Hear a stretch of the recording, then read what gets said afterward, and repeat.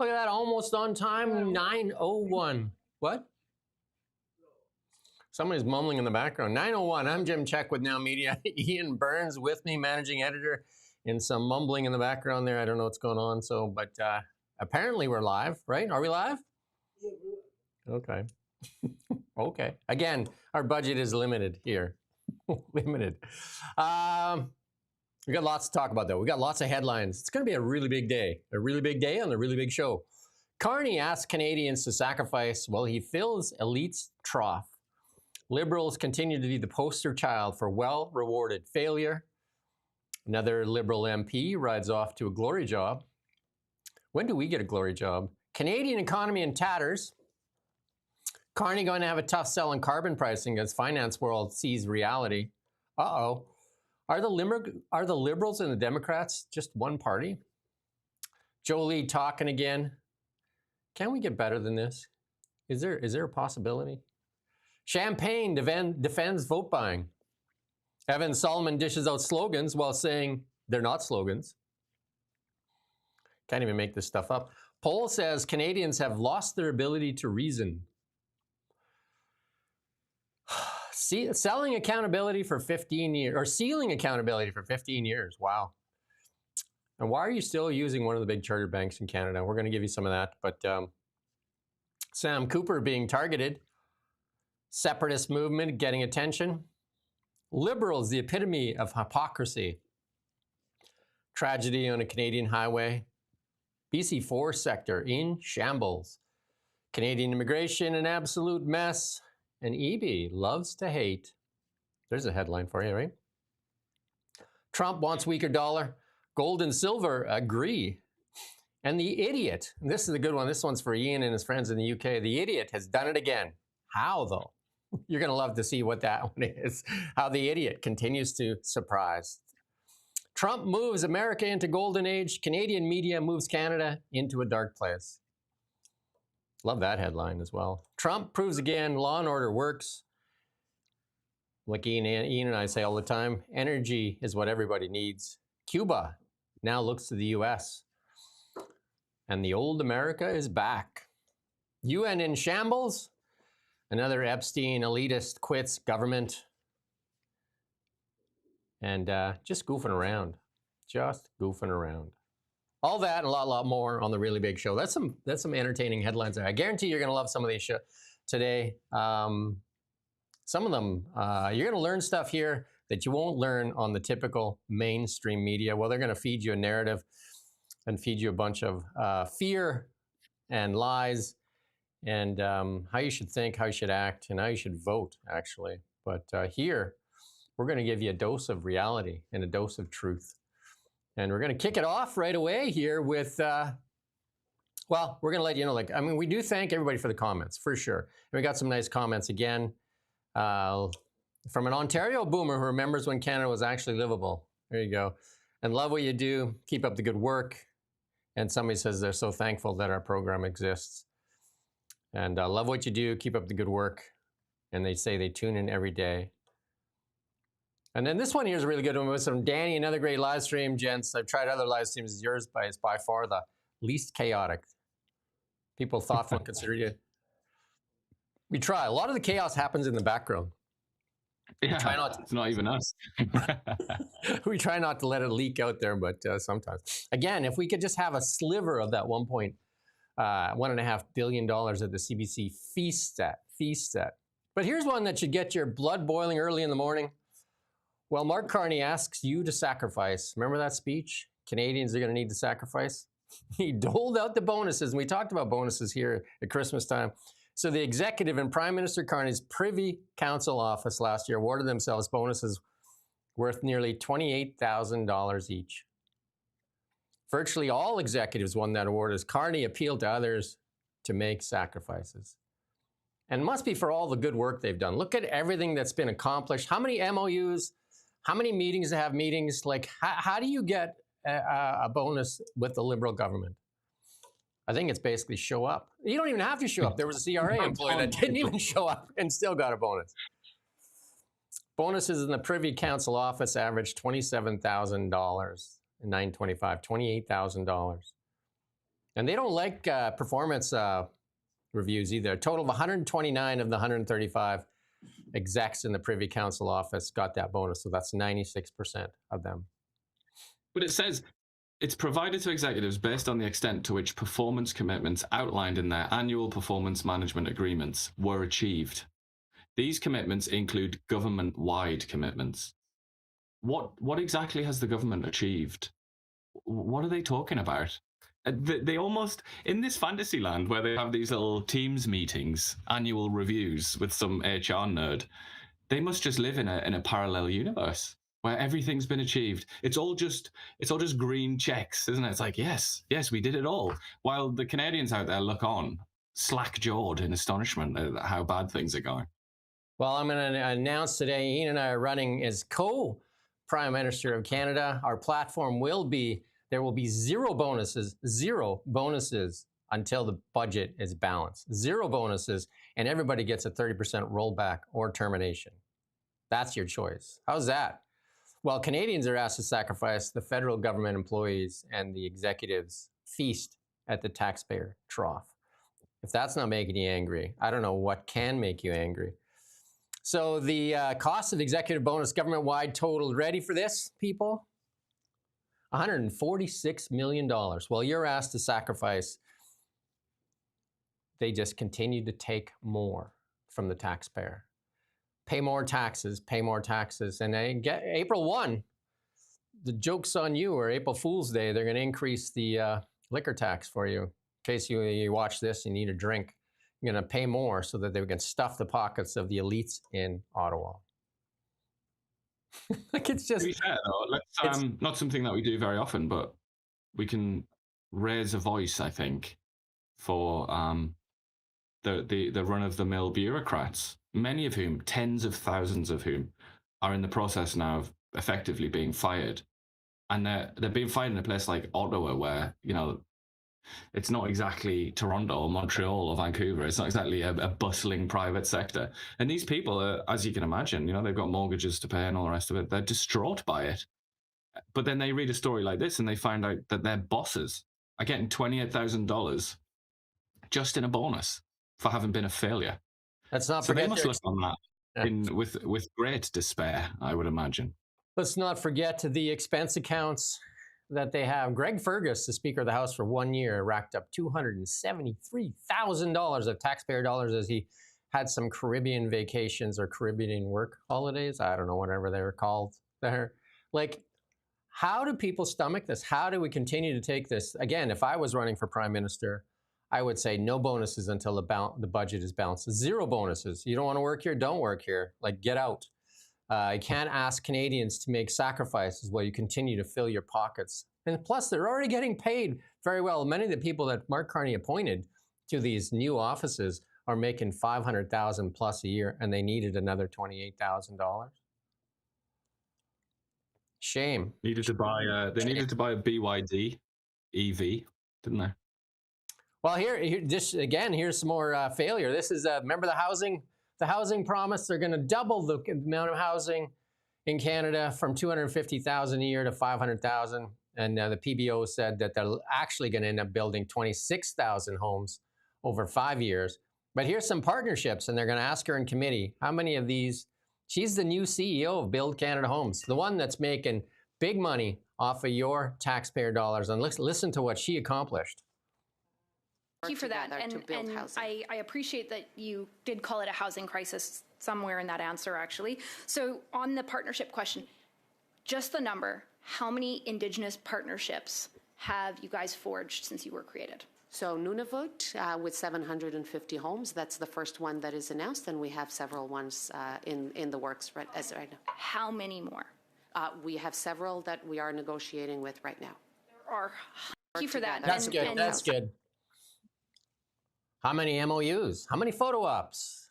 Well, it's only been a year. How many? One. It's just embarrassing, isn't it? And it's not just the incompetence, is it? It's that the incompetence is wrapped up in this defensiveness, this hostility. Every single time that they're questioned about their failures, it's the same anger and arrogance. You can see how upset they are to even be asked a question like that, to be asked such an impertinent question. They just, they're like sullen school kids, aren't they? Yeah, they don't like to answer. That's why they're probably going to have an election so they can stop answering, so because they can get a majority and then they don't have to answer to anybody. How much does she make a year now? I think it's well over 400,000, right? Was it not even more than that? I feel like it was. Let's have a quick look. It was a huge amount of money because it was in the. I think Blacklock's talked about it, didn't they? Yeah, we did the story. I just can't remember because some of them are in some of them were in the $600,000 range. I just can't remember what her salary was. I'm sure it's north of 400,000 though. Well, you're looking for that. Thank you to John Gotti for supporting independent media. And then also Global Traveler. Again, thank you for that. And time for morning sausage rolls, lads. Thank you very much, the Global Traveler. One of the regulars here. We really appreciate that. And we appreciate all the regulars. We appreciate all the comments. It's actually building a great community here as we go through some of the stuff that should just make you angry and reach out and say that we've had enough. Canada has had enough of this nonsense. It looks like her salary has not been published, which I find very hard to believe, but I can't find it anywhere. All I can find is a line saying it hasn't been published yet. So maybe it's so high that they can't even reveal, and that would make sense. But I do seem to remember that there was some fuss about it. But by the way, we talked about the Privy Council a second ago, those people who all got $28,000 bonuses for doing nothing and being failures. That is the same department of the government that I was asking in the interregnum between Justin Trudeau and Mark Carney. They're the ones that I was asking for information about how much money they were spending on Facebook ads, and when they were actually giving me some information. And then when Carney came in, they stopped. They refused to give me any information because they were being remarkably forthcoming, and I was quite surprised and enjoying it. And I got a good couple of stories out of that. And then they just killed it, and it was no more information anymore. You're going to have to wait for the end of year review, which we're going to talk about later. So it's quite interesting to look at that when you think about performance review. So I guess at least one of them must have got that bonus for refusing to give information to the Canadian public about money that they spend. Well, here's some more failure you're awarded. Here's Bill Blair set to resign his seat in the House of Commons and to get himself a nice cushy job there as the envoy to the UK.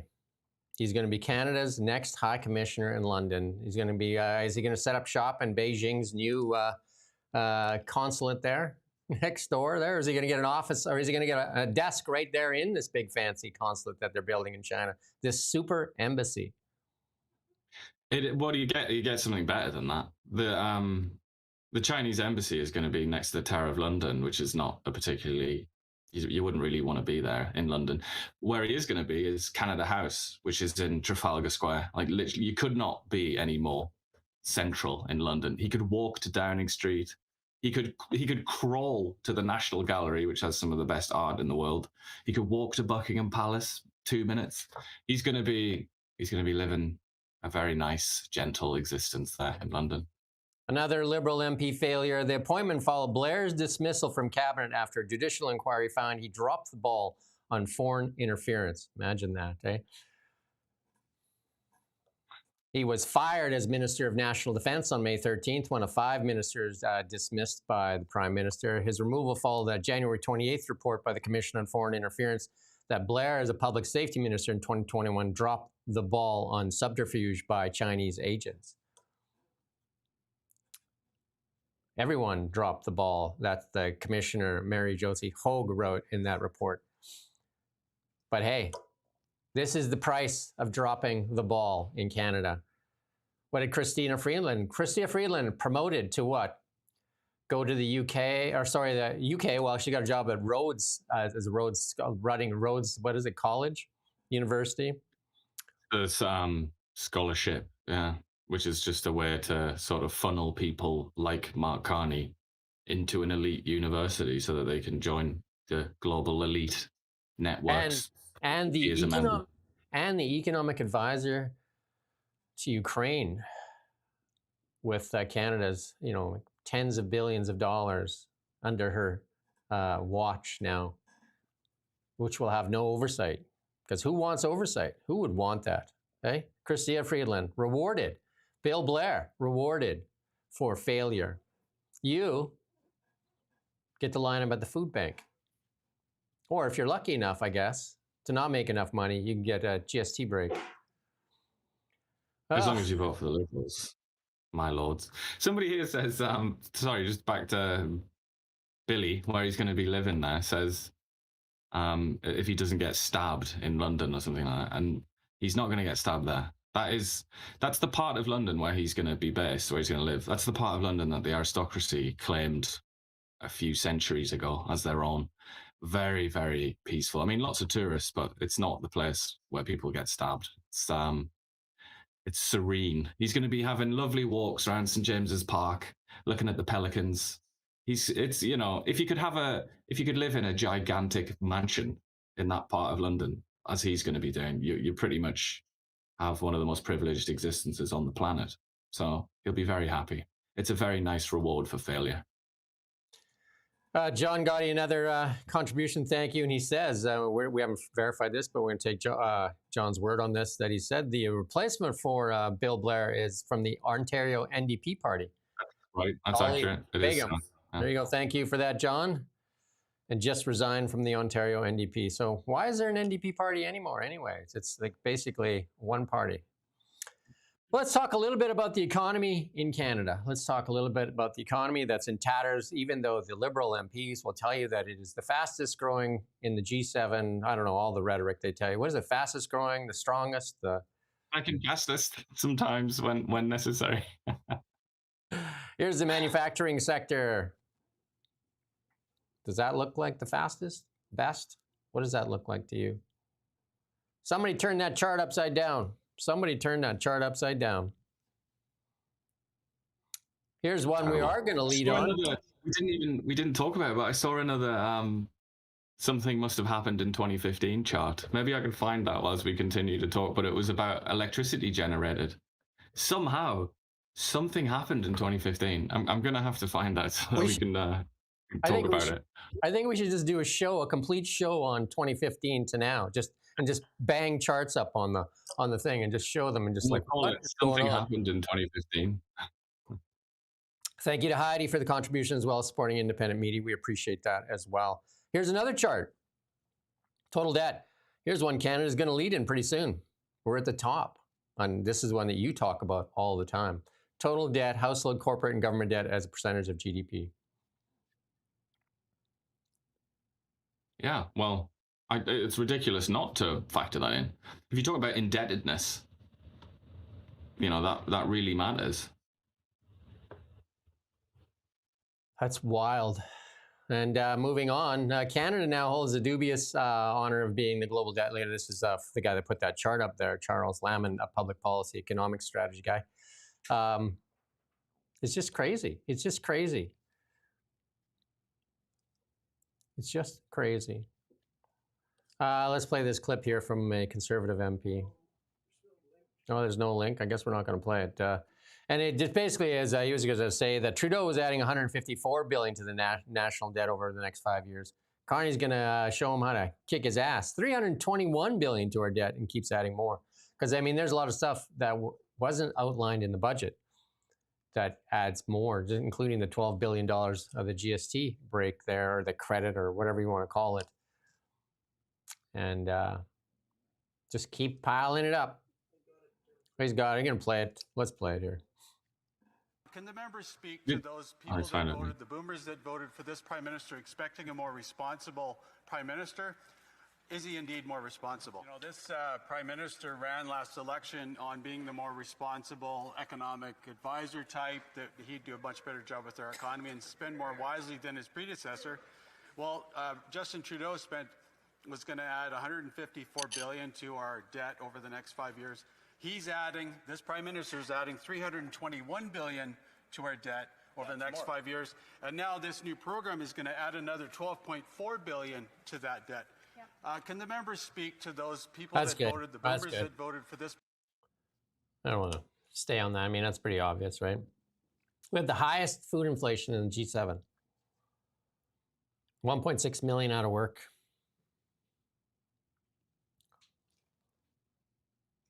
But also this endless talk about how great our fiscal position is. But it just isn't. It really isn't. And also, even if it is slightly less bad than, say, Japan or something like that, that doesn't mean that you should open the floodgates and just bring all the debt you can find into the government. I mean, why would you do that? But obviously, Carney knows best because he is the wise wizard of economics, as everybody knows. Canada's GDP saw 0% growth in the latest report. That's from Stats Can. We shared that a while back. 0. Also, by the way, I should say, just to what I was saying there about debt. Debt's fine, as he said, as Carney explained, as the wise wizard himself explained. Debt's all right if you invested in capital, CapEx, and you invested into like guaranteed returns, great infrastructure projects, and so on, like pipelines, things that bring in loads and loads of money. Yep, that's great. Not so great if you're getting huge sums of debt, billions and billions of dollars of debt, so that you can give people a tiny nominal fee and stand up in a grocery store and say, I'm fixing affordability and I'm making life more affordable because you're going to get like a couple of $100 this year from a GST credit. That is, and Carney, if Carney wasn't the Prime Minister and he was asked his opinion on this, I'm sure he would say, that's stupid, because all economists know that that's dumb. That's something that politicians do when they're trying to win elections or survive. Yeah, like I said, Canada's GDP saw 0% growth. That's the next slide there. Next one. Next. There you go. 0%. And this one here we need to watch. This is the yield curve. $416 billion Canadian federal government debt maturing this year. That's got to be refinanced. And that's the world that sets that. The only thing we got going for us right now is Trump wants to see a weaker dollar, which props up our dollar. Like Trump is trying to push their dollar down, which has been a Canadian policy forever. We have artificially lowered our dollar for a long time to improve our exports and to make us more competitive to the Americans, in the auto sector and all kinds of things. That's why they come here, for the cheaper labor and the cheaper dollar. But while the media continues to push the narrative that America's our enemy, look at what goes on with our enemy. Canada is among the largest foreign investors directly into the U.S. Look at that. Like, that's what Canadians do, and they continue to do, including Mark Carney. Cameco and Brookfield with Westinghouse are going to build 8 nuclear reactors in the United States. We talked about that story yesterday where Stripe and them say you got to incorporate it in the United States. We send our money to the U.S. We send our money to the U.S. to invest because it's a better climate. Less regulation, fast tracking, less taxation, faster approvals. I mean, we could go on and on and on. More opportunity, access to financing. Meanwhile, the other side of that coin is the United States is still the largest foreign investor in Canada, while we continue to stick a stick in their eye. Like, we depend on the Americans for so much. So why is the CBC, CTV, and Global running TDS stories all day long? All day long. They want you to hate them, while in the background, the people in the finance world do exactly the opposite. It's weird, isn't it? Well, they fire up the population because they need the votes. They fire you up into some hateful rhetoric, where in the background, the Brookfields and that do the exact opposite. Do you think if for some mysterious reason, the anti-Trump stories, the anti-Trump feeling in this country resulted in the Conservative Party being more popular, do you think then that the CBC, CTV and all the rest of it would do constant anti-American stories? That's an interesting question, isn't it? That's one to ruminate on.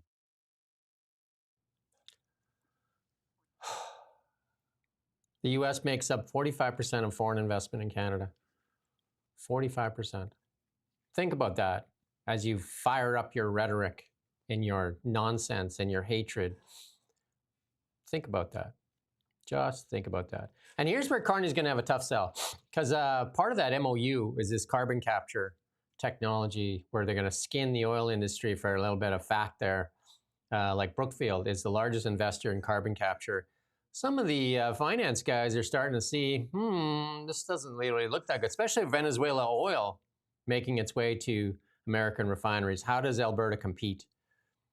And this is in a discussion paper outlining the potential changes in the environment and climate change. Canada says it's looking to strengthen Canada's industrial carbon markets, which have suffered from weak prices in the years. But industry and independent experts say the measures will also raise the cost of energy and manufacturing companies for facing tougher global competition.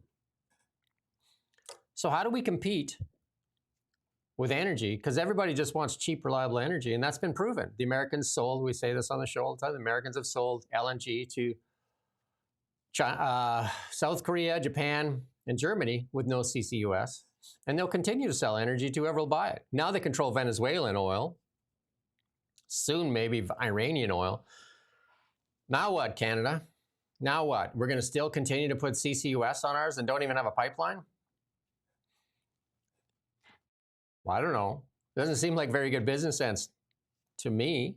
Like, I mean, I would be just like wondering.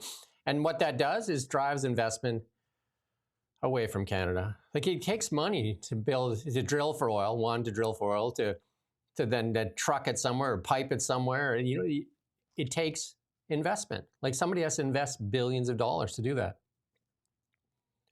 If it's more profitable, conducive, and friendly to invest somewhere else, guess what? They'll go somewhere else. Even a modest increase. That would be something to be really concerned about if our entire economy relied on oil as its foundation. Then you would be afraid. I mean, good job that isn't the case, right? Or is it? Liberal friends. Or is it? Here's the lawyer there for that separatist movement talking about why he's had enough of the MOU. Even he explains a little bit in his words there a little bit on the carbon capture grift on the Alberta oil.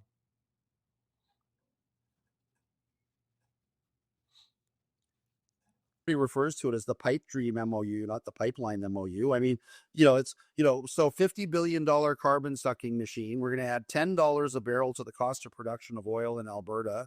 And maybe if we're really, really good little boys and girls, they'll let us have a pipeline. They will let us have a pipeline in 2040. Quite frankly, if it was fully implemented, I think would be worse for Alberta than the National Energy Program, in terms of killing investment in the province. Like, who would want to invest here if, we just added $10 a barrel to the price of oil production in Alberta? Like, nobody. And the only way to revitalize it. That's good. You get the idea. How do we compete? How do we compete? And how come the media, CBC, they grilled Danielle Smith? How come they're not grilling Mark Carney on CCUS? Asking, because it's right on the website there. It's right on the website. Brookfield is the largest investor in carbon capture, largest investor in green technology. Is that not a conflict of interest by putting carbon capture on, making the Alberta oil pay that carbon capture tax while the rest of the world isn't? Why are we doing it? Why are we doing it? And it seems like to the benefit of companies like Brookfield. Isn't that a conflict of interest? Wouldn't that be an interesting story, Rosie? That's why Rosie Barton and David Cochrane need to be replaced by Ian and I. Yeah, us. The commenters. They should come too. I'm more than one person. I got a dual personality or something going on. But you can also find us. You're wrong to say that there hasn't been any grilling on carbon capture, because Stephen Guilbeault was invited when he resigned. He was invited on all the shows, and he did quite a lot of grilling where he said carbon capture and all these subsidies it's just subsidies to fossil fuel companies, and it's terrible for the environment, and he doesn't really believe in it. So there has been grilling. You're wrong. Nobody's grilled Mark Carney. From the environmental extreme left, there's been scrutiny, but not from the center, not from sensible people. No, that's not permitted, of course. And not for Mark Carney's possible conflicts of interest. No, that's completely off the menu, and that it doesn't look like it's ever going to be put on there, unless some American journalist, like I don't know, some Fox News or something, or the Washington Post publishes a massive expose where they look at this. That would be about the only way I could imagine it coming into the attention of Canadians. Well, we'll bring it to the attention. We did a really good explainer video on it. You can go find it on our YouTube channel here, the CCUS, explaining what CCUS and who benefits. We did that. But again, it won't get the national attention like the CBC does to that boomer crowd. I mean, we had a lot of people, and the more that you can help us share this, put this on Facebook, and that the more that we can get it out to more people, and we did over 1.5 million views in the month of January. We're gonna try to get to 3 million, I think, for the month of February. If you could help us get this out to as many people as possible, get the truth out there, make people ask questions. You can also find us on TikTok. We're gonna show you that TikTok. It's TikTok is at Now Media Group. We just started that just recently. That's growing now. So we have a TikTok account, and you can get there at Now Media Group. And also we're on X at NowMedia_news, and you can find those there on a regular basis. The question is the liberals influenced by the Democrats in the United States? Are the Democrats feeding into a lot of the policies are the same? And you know, they talk about Trump interfering in our election process. Wasn't Obama, didn't he endorse Justin Trudeau?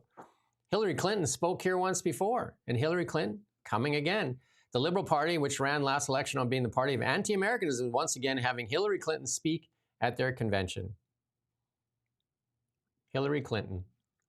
First let me just say how go ahead. You start. Thrilled I am to be here at the Liberal Party conference, to see such enthusiasm, such excitement, to have had the opportunity to listen backstage and look on the big screen as our longtime friend, your former Prime Minister, Jean Chrétien, spoke. And now to be here with the Deputy Prime Minister to talk about whatever's on her mind. That's good enough. And whatever. That's good enough. Two of I was just going to say, Hillary Clinton, possibly the single most discredited political individual in American politics. I can't think of anybody that's more discredited than that, really, other than some people would argue Donald Trump, but I mean, he's the president, so he can't be that discredited. She is just completely despised and ostracized, cursed. The ground on which she walks is cursed and spat on by the average American. And then the Liberal Party's like, yeah, great. Get her in, lads. This just confirms my theory, my instinct, that the Canadian progressive elite, let's call them, is pretty much just the American progressive elite from 5 or 10 years ago. That's it. If you want to know what's going to happen, just whatever they're doing now, whatever the Democrats are doing now, that's what the Liberals will be doing in 5 or 10 years. That's how long it takes them to catch up. It's times like this, you know, this is sort of like small time, isn't it? It's like pitiable. This is just like so low grade that they go to somebody like that. I believe the Clintons have been called before a hearing and they're refusing to go, and then there's going to be some subpoenas for them. And the Epstein files have a lot to say that, but that doesn't stop the Liberals from putting her on the stage. Just, it puzzles me. These two women here are some of the biggest failures in politics in the Western Hemisphere. Both of them, biggest failures in Western Hemisphere. Both rewarded. And that isn't, I mean, sadly, that's not unusual, is it? We see the same thing in Europe as well. It's something to do with the democratic system, so-called democratic system. They just get rewarded. Like, another example would be Angela Merkel, who is possibly the worst Western leader of the last 50 or 60 years. And yet she still has a certain amount of prestige somehow in the world and is doing very well and very comfortable. The question is, how can you believe anything the Liberals say, or the CBC or CTV, when they do this stuff that is completely hypocritical? You know, they talk about the anti-American sentiment, and then they do this. And this lady's been discredited, like you said, so many times. And yet she's going to be on the stage there for the Liberals. And they're going to talk her up like she's the best thing ever. And Chrystia Freeland, they talk her up as like she's the best finance minister that Canada ever had. Absolutely incredible. And still, there's no day of reckoning for Chrystia Freeland from the media here that has access to her, has her cell phone number, on what she did and how much of that money she had influence over that was sent to Ukraine. And now that she's overseeing, nothing, absolutely nothing. I know that Chrystia Freeland was a fan of the show when she was here in Canada. I'm not sure if she's still a fan of the show, but time zone doesn't work for her, I think. if her and her pal now, Vladimir Zelensky, are watching the show, a big shout out to you, Chrystia, if you're still watching.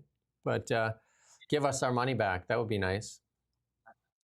Here's one of the policies that the Democrats continue to run. I mean, again, they told you that story that you had to have no voter ID because black people wouldn't be able to vote if there was voter ID. And then here's a bucket of cold water on that as well. Let's listen to CNN. Take a look here. Favorite photo ID to vote. 85% of white people favor it. 82% of Latino. 76% of black Americans favor it. So the bottom line is this. Voter ID is not controversial in this country. A photo ID to vote is not controversial in this country. It is not controversial by party, and it is not controversial by race. The vast majority of Americans agree with Nicki Minaj that, in fact... Hey, that's good. You know who it is controversial for? The government-funded, crippled media. That's who it's controversial for. How many shows have we seen? How many media outlets in the United States and even in Canada? How much time is dedicated in Canada to ICE? How much time on the media is dedicated to ICE when we have so many problems here in Canada? How much? I guarantee you that headline that we ran, the first one, $28,000 bonuses for all the executives while Canadians are asked to sacrifice. I guarantee that's not on the CBC website here. Let's have a look here. Let's see what they got on the CBC website right now. And they're also not going to do an in-depth analysis on voter ID, which is one of the most obvious examples of corruption within the Democratic Party. I mean, you struggle to see. People talk about like Epstein and the Hillary emails and stuff like that. This is more obvious. This is right in your face, Democratic Party corruption. Like of a sort that used to exist in the 19th century. This is just extravagant corruption. But would the CBC ever do like a in-depth analysis? I don't think so. The CBC is government-funded propaganda, and it basically runs in lockstep. Like, anytime they run these stories, go look at what's going on in the left-leaning MSNBC and some of the other left outlets there in the United States, and just go look on CBC and then look on CTV. They almost run the same stories. It's almost the same stuff. And there's also been ties to funding for ICE protests from Canada. Imagine that, hey? Imagine that. But this is who we have running our industry here in Canada. The none other than, it's hard to say it even, Minister Jolie. Let's listen in on Minister Jolie. I've been in contact with Unifor, their union. I've been in contact with GM itself. And that is also why we're getting our money back from GM. And that's also why we've restricted the access to the Canadian market to GM. Mr. Speaker, we will invest in those who invest in us. If I had $1 for every time she said we're going to get our money back, we might have a few bucks. But right now, where's the money from Stellantis? Because if they got that money back, they'd be touting that like crazy. Where's the money? The $12 billion. Where is it? And then they're going to restrict GM vehicles into Canada? Well, you bow tie wearers out there, happy with that? She's going to restrict that so she can shove a Chinese car into your driveway. Oh my, Jolie. Still got that EV mandate though too, but we're not done. We got another one here from Jolie here.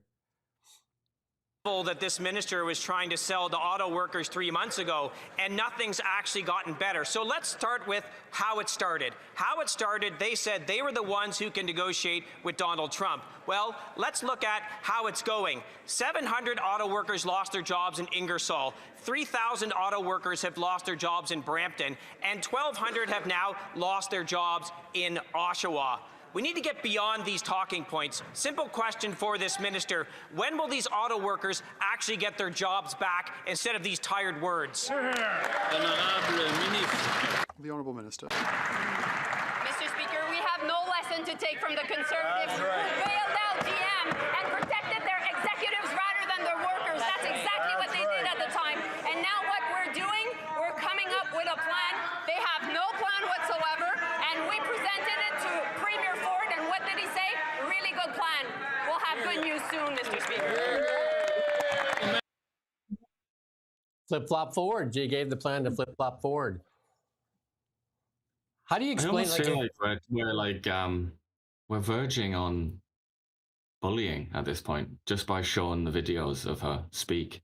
You know, like she condemns herself to such an extent that I feel like we almost need to protect her now. I feel so sorry for her because she is just such a ridiculous buffoon who not only discredits herself but her party every time she opens her mouth. Well, what on earth is she speaking? What is she talking about? Every single time, it's just nonsense. She's talking about, I believe there, correct me if I'm wrong, she's talking about the financial crisis there, isn't she? When GM nearly went under. It was nearly gone completely. Quite extraordinary times. And also bear in mind, her hero and the hero of her party, Barack Obama, went in far harder than the Tories did. Is he also a stupid, loathsome person with no plan? I don't think she would say that. And Hillary Clinton was part of that government as well. I don't know if you're one of the 500,000 auto workers in Ontario. This is what you're relying on. You have to ask yourself a question. Do you believe in flip-flop forward anymore, or Melanie Jolie? As plant after plant closes, and they still have the EV mandate. I mean, it doesn't take rocket scientists. You can open up the internet and you can look. You can look at a stock chart of Ford. You can look at a stock chart of GM. You can listen to the CEOs, Jim Farley and Mary Barra, and you can listen to them say, we can't make money making EVs. We cannot make money making EVs. They both wrote off billions of dollars in failed EV plans that were forced upon them. Their stocks have moved up. They're building new plants in the United States. EV mandate still hanging over top of Canada. Canada's solution, move forward on the EV mandate, open up the market to China, and now restrict access to GM. This is what we have coming for you. This is it. It's laid out there by fools, by a party of fools. And you have to wonder what's going on. Again, if you were one of the 500,000 that rely on this for a job, when she tells you you're going to be get replacement jobs, doing what? Doing what exactly? And then just, again, go look at what's going on with where China has entered the markets. Go look in Brazil. Go look and see what they've done to those markets. Go have a look. And then, or you can just continue to drink the Kool-Aid from the CBC. They feed you garbage and Kool-Aid and fear. Or you can just start thinking for yourself. Or you can come here and watch the really big show. You can watch it every day and get some news that matters. And then you can be armed when they start screaming at you and just say, I'm done with your screaming. I'm done with screaming. We need reality. We need not to be proud to have people line up at food banks. We need to be proud not to have people rely on a GST credit while they hand out crumbs and then take $28,000 in a bonus. Where's the $28,000 bonus for Canadians? Where's that? It's shameful that they would even take it. If some of them had the bloody courage, they would refuse to take the bonus while Canadians are asked to make sacrifices. That's patriotic, not what this is. They're just stealing from taxpayers. Ugh. People are loving it though. They wanna hear your fury.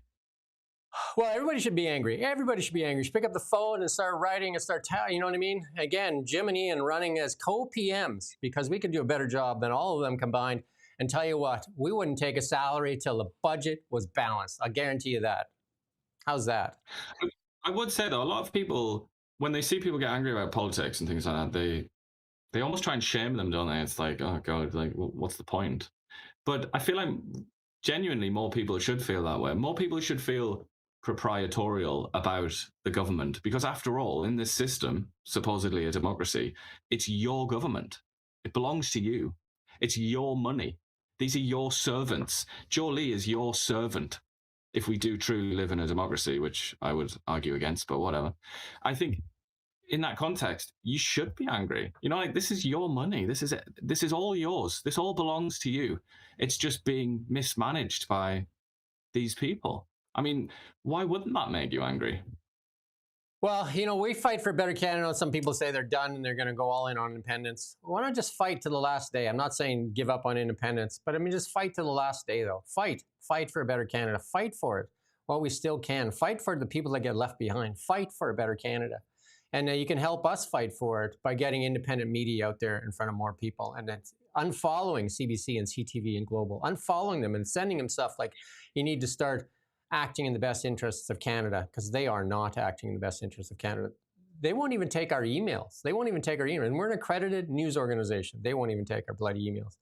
I'm going to tell you today, though, we have a really big day, especially for myself.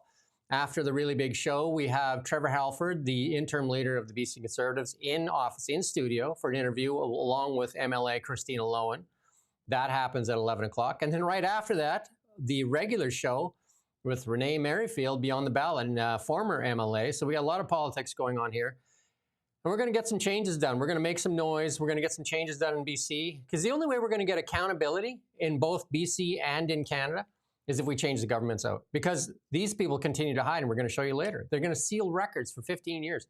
The only way to get those records unsealed and get accountability is to change government, because this government will not open those records up, will they? And they're just promoting them, like Bill Blair. See you, Bill. Here's a nice cushy job. You can continue to live off the taxpayer. We're going to pay for your fancy parties and everything in London. Don't worry, you'll be great. Thank you for the failures in Canada. And here you go. Ottawa considers reviving the EV incentives as it finalizes its auto strategy. Didn't we just talk about this yesterday with what's going on in the UK? So the Chinese automakers in there are going to get the punishment that's put on the gasoline car makers, and it's going to be given to the Chinese automaker. Welcome to Canada. Welcome to Canada. The worst thing is going to be if the Canadian companies, like, or, you know, the branches of American companies that are based in Ontario, the worst thing is going to be if they have to start giving money to the Chinese just to be... No, because they have to pay the credits. Within the law. Yeah. They have to be that EV mandates, and that's what was happening. And then so they have to pay a penalty, which then goes to they have to buy the credits. They have to buy the EV credits. And they'll have to buy them from an electric car maker because they don't have any of their own. So they're going to be financing the Chinese automaker to come here and slit their own throat. Can't even make it up. Or maybe they'll just give it all to Elon Musk. It is so ironic, isn't it? It's so unfortunate for the progressive extremists and the sort of, well, let's just say the liberals. It's so unfortunate for them that something that they have pursued in such a aggressive way, which is the EV rollout. It's so unfortunate that the two big boys are Elon Musk, who they despise, and the Chinese Communist Party, who they at least pretend to despise. It's you know, it's not a particularly lucky outcome for them, that is it? Again, if you could like, share, subscribe, ring the notification bell, and if you can contribute to independent media, by all means, we appreciate it. Independent media, this is the year for independent media. The more that you can share this, the more that we can get it out in front of more people, the truth, because you're not going to get this on CBC. I guarantee you won't get this on CBC. And plus, we communicate with you. We think you're important as well. There's a lot of people that come here on a regular basis. We're actually getting to know a lot of the people here, so that's great. There he is. My 2 cents is always in there. So great, Tracy, a bunch of people that we know on a regular basis. And it is, everybody's entitled to their say in Canada. CBC won't even let you comment. And they won't respond either, just like the Liberals won't respond. But you thought Melanie Jolie was a fool? I don't know, in competition for Fool of the Day. Do we have the award kicking around anywhere? But there you go. You pick, because they were going to give another contender for Fool of the Day. Here it is. Francois Philippe Champagne. And why is Michael Mall all of a sudden getting like top billing everywhere? Like, look at him. Like, unbelievable. What did he get promised for crossing the floor?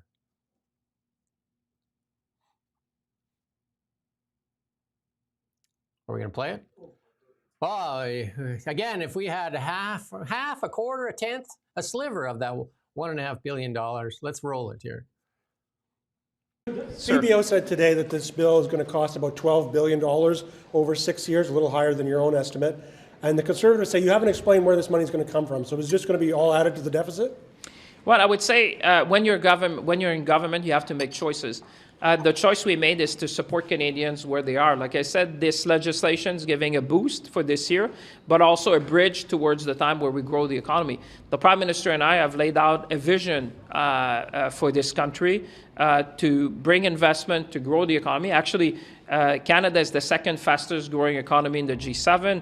like I laid out in Budget 2025, if you look at our infrastructure plan in housing, in defense, in productivity innovation, I was just at the G7 meeting recently. I mean, we compare very well to the world. I mean, the International Monetary Fund said countries like Canada and Germany, which have that fiscal capacity, should be there to meet the important needs of people. So whilst we're building the Canadian economy, I would say we're supporting Canadians at the time of need.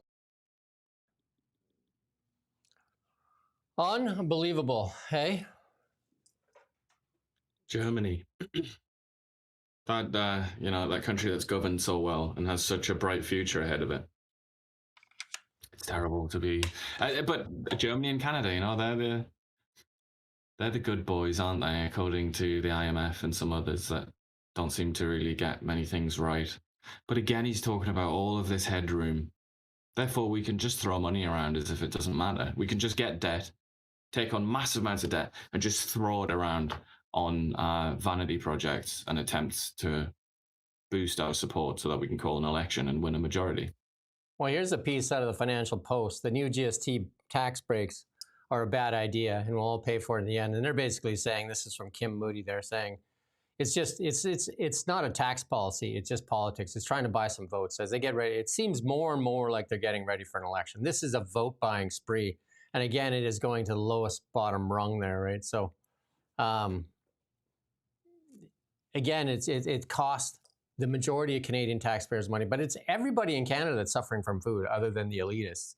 The middle class, 50% of Canadians are $200 away from meeting their monthly obligations. So you sprinkle some crumbs, stand at the podium, virtue signal on this, and it costs all the taxpayers and actually raises the cost of groceries. Listen to this here from somebody that's played with the numbers. Mark Nixon, here's an influencer on social media. I love data. I got a comment here. Let's take a look at it. 12 million Canadians will get a grocery and essential benefit over the next 5 years. PM Carney is a man of his word. He has Canadians back. This benefit is going to be delivering $10 per week for these Canadians. And as I wrote here, that is a slap in the face because $10 will buy you seven strawberries. So you could eat one strawberry per day. Thank you, Mr. Carney. But wait, there's more. Good, yeah, that's good. You get the idea. It amounts to really nothing. It amounts to nothing other than a little podium pitch where Francois Philippe Champagne can go out there and just talk nonsense. And you know, I mean, like how much, like who, does CBC ever fact check them? You ever see fact checking? Because they're sure quick to fact check Poilievre and anybody else, but they're sure not quick to fact check any of this nonsense. Well, the Canadian press, as I told you yesterday, not on the show, I don't think, the Canadian press took the time to write an article about how videos on social media purporting to show Justin Trudeau and Katy Perry at the Grammys are actually fake. They're not real. We've sent our best men to do the job and write up this article about how those videos are fake. But they won't do stuff like this. They won't actually look under the hood on these tax gimmicks that are designed to bribe the people so that the Liberals can win a majority. Absolutely ridiculous. Got another clip here from Carol Ansley here, Conservative MP. Inflation in the G7 and Canadians are paying for it at the grocery store. Food bank use has more than doubled with over 2 million visits every month from people who simply cannot afford groceries. The industrial carbon tax raises costs for farm equipment, fertilizer and food processors. The Liberals' fuel standard tax raises fuel price for truckers, driving up the cost to getting food to store shelves. Even government reports admit these increases flow through the supply chain to grocery bills. So will this government support our motion to introduce a food affordability? I mean, it's pretty obvious. If you want to help, get rid of the industrial carbon tax. Get rid of the food packaging tax. Get rid of all the taxes. You want to help everybody. Nope. So then why doesn't CBC do that story? Why aren't you asking that question? If you really want to help Canadians, why don't we get rid of that? Instead, you do crumbs. It's obviously vote buying. Obviously. And you force more people into that crumb area, you got more votes. The more people you can have on their knees, like Oliver Twist, the better. Anyway, And you think, again, competing for Fool of the Day. Listen to this clip here from Evan Solomon. This guy was the journalist that was fired from CBC for doing art dealings with none other than Mark Carney when he was the Bank of England governor. And when you do, who's the art dealers that you know, famous art dealers? Evan Solomon? Oh, right, Hunter Biden, another art dealer, right, that was selling his paintings for crazy amounts of money. And when Evan was fired, he ended up working at Eurasia Group. Right, that's where Diana Fox Carney works and Gerald Butts works. Huh, weird. Also, that company, Eurasia Group, is a climate activist group that also are a government kind of activist group where they write government reports. And who's one of the bigger buyers of those reports? None other than the Canadian government. Wow. And all of a sudden, Evan Solomon is now an MP and in charge of AI, the most important sector in the world right now, AI. And Evan Solomon there talks about no slogans while he spews slogan after slogan after slogan. Listen to this. They don't even care. They just don't even care. He should have got AI to write the piece. Are you ready? Oh, somebody says he thinks that somebody deleted that thing because nobody wanted to see it. But anyway, he goes on for like 4 minutes talking about how this is not about slogans. And he just pitches a bunch of slogans. Just empty rhetoric. While we're waiting for that video, why don't we play that video I was telling you about electricity generation in Canada? That's that tweet there. Because as people know by now, I think most people probably know by now, electricity and brain power and electricity equals AI, basically, doesn't it? Those are the main ingredients. Let's check in on how Canada's doing in that department.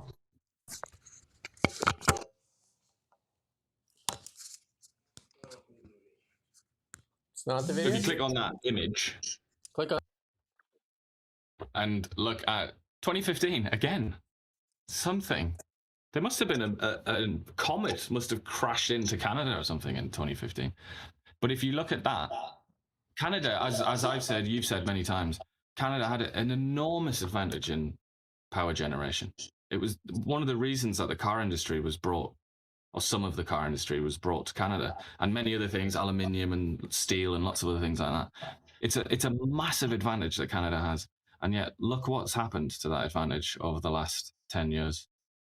Down it goes. Whereas China and the United States, the two leaders in AI, are going in the opposite direction. And I can tell you right now, the United States is on a path to drill, baby, drill, and fire up every nuclear plant they can. And even Trump was talking about burning clean coal and all kinds of stuff. No different than the Chinese. You know, they say, oh, they got solar panels and wind. Yeah, they got that. For sure they do. But they also will burn the bloody dirt to get energy. They will put, like inside, they'll put people on a bicycle to generate electricity. They will do anything. If they had to, they would burn pandas in a panda factory. If they had to do that to generate electricity, I'm sure they would. Whereas, you know, and that's why they're, you know, it's like a rocket launch, is it? When you look at their electricity generation, they're taking it so seriously. And Canada is almost trying to do everything it can to bring it down and to fail in this test. I'm just fighting with my mic here. Tell me if I lose sound here, as we forgot to plug it in again. If we had a higher budget, we wouldn't be fighting with these microphones, but we'll keep plugging away at it. But are Canadians daft, or what's going on? Or are they just, is the level of stupidity in Canada just at a high? Look at this poll. I don't know if this is like, all that stuff we just showed you, all the hypocrisy, all the failure, and this is the reward. We continue to reward failure in Canada. It just blows me away. Absolutely blows me away. Look at that. Look at that. Look at BC Interior as well on this mapped out poll.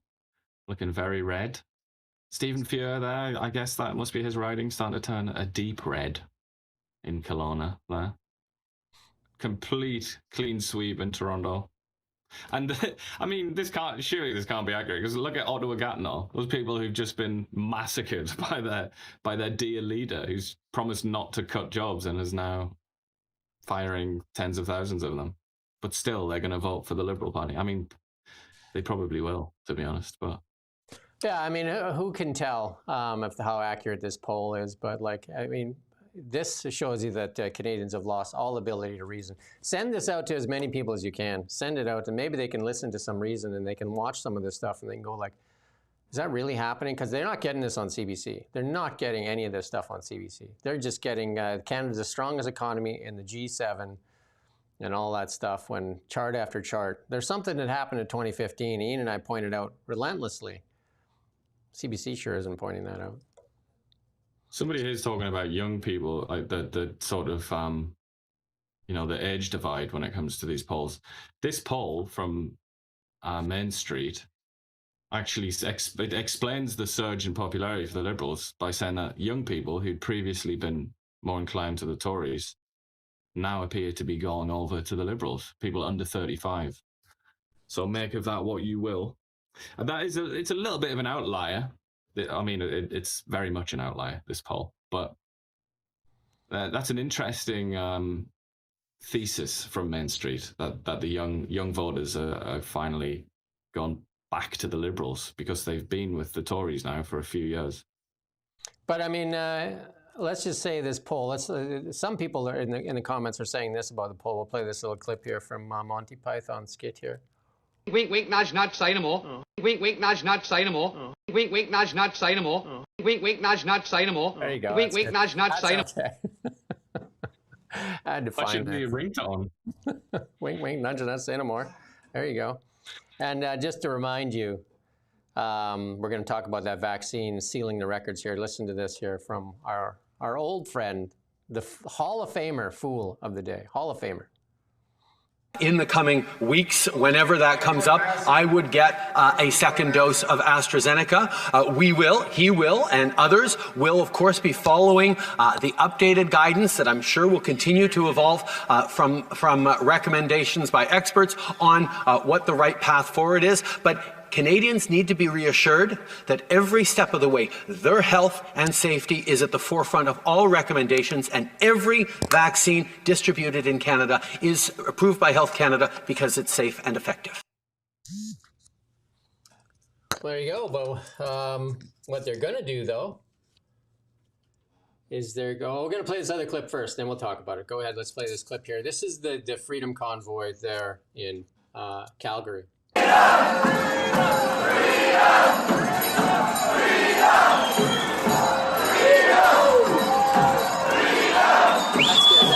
get the idea. That small fringe there of small fringe. How's my audio? Misogynist, fascists. What else are they? There was a whole bunch. Homophobic. Yeah, homophobic for sure. Good times. But here's what they're going to do, though, for all that those Freedom Convoy protests of the vaccine mandates and all that, just because they wanted, to make a living.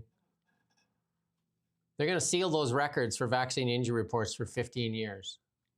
I mean, if this one doesn't, this one won't make the CBC either. 15 years they're going to seal those records. We had John Carpay on yesterday, and they're going to see if they can fight back on this. 15 years ago. The only way we're going to get to see these records is if we change the government. That's the only way we're going to get to see these records. And many other records, yeah. And the Stephen Guilbeault ones on the, how much there? 250 million plus allegations that he funneled that money into his companies. How does he have companies anyway? Wasn't he just an extremist before he became an MP? Like all of a sudden he has all these green tech companies. Just unbelievable. Something about being in politics, isn't there? You seem to just accidentally slip over and land in millions of dollars with lots of companies. This one should infuriate all Canadians. People that were injured, vaccine injury. We talked to John Carpay yesterday. He said a lady's a quadriplegic from it, and the only thing they offered her from the COVID vaccine was MAID. And now they're going to seal the records so nobody can even hear about it for 15 years. And this same group, we did this story a long time ago, probably 6 months ago, the same group that was looking after the vaccine adverse effects funding there, I think there was about 50 million. They spent 35 of that 50 million on administration. And that same group of people was busted just watching Netflix videos, and they had sending internal emails back and forth saying, do all you can to stop people from getting access to any kind of funding. You okay with that? Is everybody okay? Sunny ways. Everybody okay? But here's an MP. After all that, this is how they cover it up.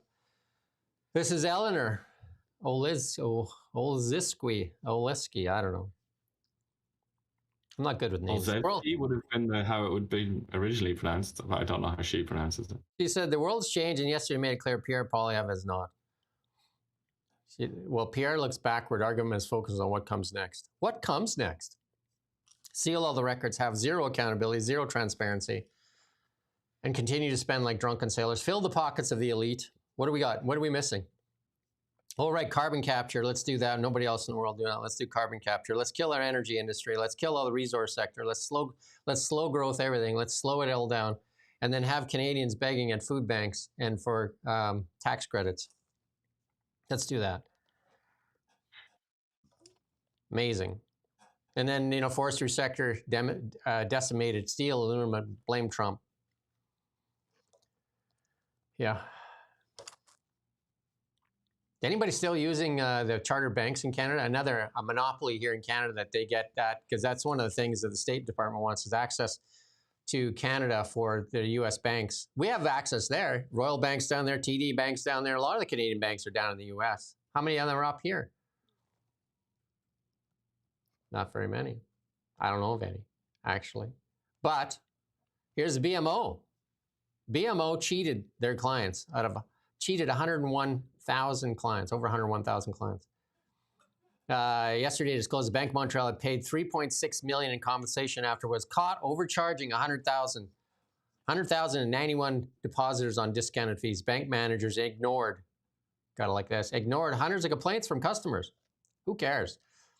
The penalty, $3.6 million, reflects, among other criteria, the banks of negligence in failing to implement adequate controls and effective monitoring, measuring to prevent and detect error despite receiving over 500 customer complaints about their monthly plan fees. You want to pay no fees? Wealthsimple. Can you put that link in there for Wealthsimple? Zero fees, zero transactional fees, and also you can buy Bitcoin, gold, and you can do shares transaction. You can set up TFSAs, FHSAs, RRSPs, all that stuff. Zero transactional fees. Wealthsimple. It's a cool app. I've steered so many young people towards it. And I get you $25 if you use the link that we're going to put in the comments here. If you use that link, we're going to put it up there in a second. And then you can use that link and you can get $25 if you open an account. Stop giving your money to these chartered banks. They do nothing for you other than look at the record profits. Well, we can show you. Record profits, TD, record profits, Royal Bank, record profits, record profits, record profits. What are they? And then they still cheat you. They still cheat you. Again, still cheat you. Just another cartel, really, isn't it? And that's its penalty. And TD got busted for money laundering. Remember that? TD got busted for money laundering in the United States. Busted for money laundering. And I can't remember how many billions of dollars it paid in fines. And the people talk about Canadian banks are way better than the U.S. banks. The TD Bank got busted for money laundering. Here's one that cheated. 101,000 clients. Even after massive complaints, and they did nothing about it. Taking just a little grift. You know, credit cards are the biggest scam going. They take 3% off of every transaction. Think about that as people spend money on credit cards. And well, the sad thing is people are spending money to buy groceries with their credit cards. Digging a hole. And Trump in this United States is at least giving them a break and cutting credit card fees to 10%. Banks losing their minds, of course. Imagine that, eh? Imagine that.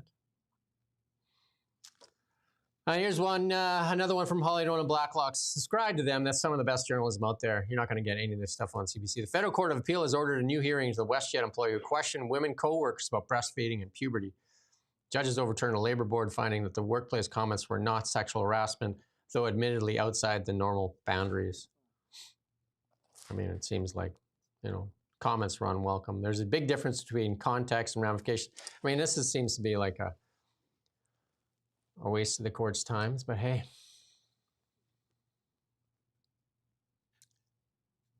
This one here about Sam Cooper. Sexual in nature. Like, you are. Sam Cooper here says he's being targeted. More poorly on the person that makes that claim, I think, than the person that it might just innocently be talking about breastfeeding. Sam Cooper does tons of stories, independent journalist, on Mark Carney and the Chinese connections, lots on just Chinese interference in Canadian politics. Listen to this here. Chosen a more dangerous topic to cover, right? Do you have to take safety precautions when you chose to dig into this? A police officer who was and is a lawyer said, I have judicial authorization to read you a serious warning that we as a national security unit have learned. As a reporter on the PRC, People's Republic of China, we have learned there's a serious and credible threat to you. What was your take on Michael Ma's floor crossing? I think, yeah, reasonably, that could be a case of foreign interference. We don't know yet, but it looks very bad within the context that I know. Yeah, that music there makes it sound more ominous, eh? Yeah, big time. It's like Howard Shaw or something, isn't it? Did the score for that. But he is very clued up on the Chinese Communist Party's relationship with Canada, put it that way. Well worth heeding. Yeah, you can follow Sam Cooper on X there. And this is another one from Wiretap Media. The CBSA told president of the AMTA to take a hike after discovering temporary foreign workers were hired by Driver Inc. Listen to this clip. This blows you away.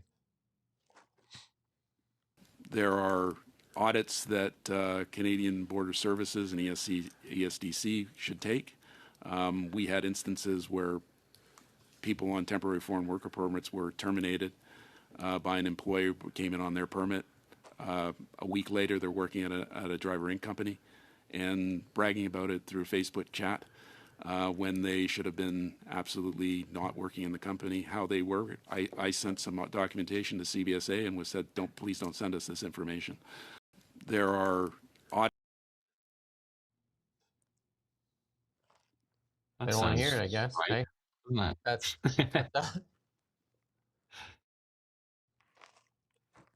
they don't want to hear it. This is a little more from Jeffrey Rath. As this thing gains momentum, he's getting some interviews now. It's definitely becoming more serious. Even the mainstream media now recognizing, so they're going to go after them.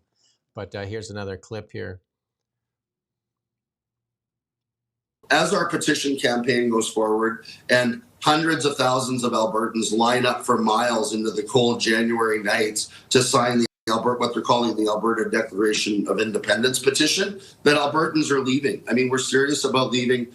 We're determined to go. And, conservative MPs in Ontario, and, talking about national unity isn't going to stop it. Pierre Poilievre's speech at the Conservative Convention in Calgary didn't change anybody's minds. Danielle Smith saying that she's for a strong Alberta within a united Canada hasn't changed anybody's mind. I mean, I credit to CTV on that one. At least they're giving that guy some airtime. And there's 1 million people, million plus, they say now, that are wanting to leave. So you can't ignore it. You can't shame them into silence. Nobody wants to seem to address the concerns. Nobody seems to want to build the pipeline, but they seem to want to grift the pipeline. Like that MOU, I mean, it stinks when we first looked at it. McGean and I did a piece on it. Like, it stinks. Like, it's basically a grift for one company, Brookfield, Pathways. But as he said himself, this very chap, the man of the moment, as he said, the MOU, the pipeline, even if it does go ahead, it still stinks from the perspective of Alberta, frankly, doesn't it? Because they're still being hobbled in such a self-destructive way. They're still going to have to sell their, they're still going to lose quite a lot of money on each barrel that they sell because they have to comply with these shackles that the Liberals want to put on them.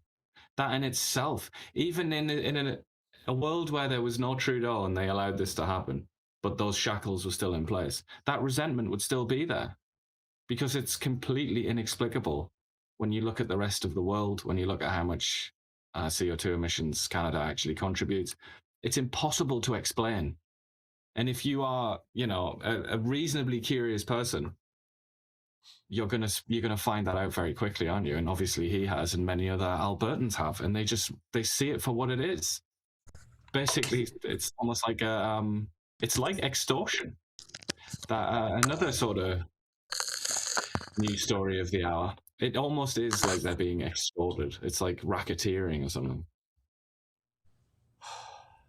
It's pretty sad, actually. I mean, it's an abusive relationship at best.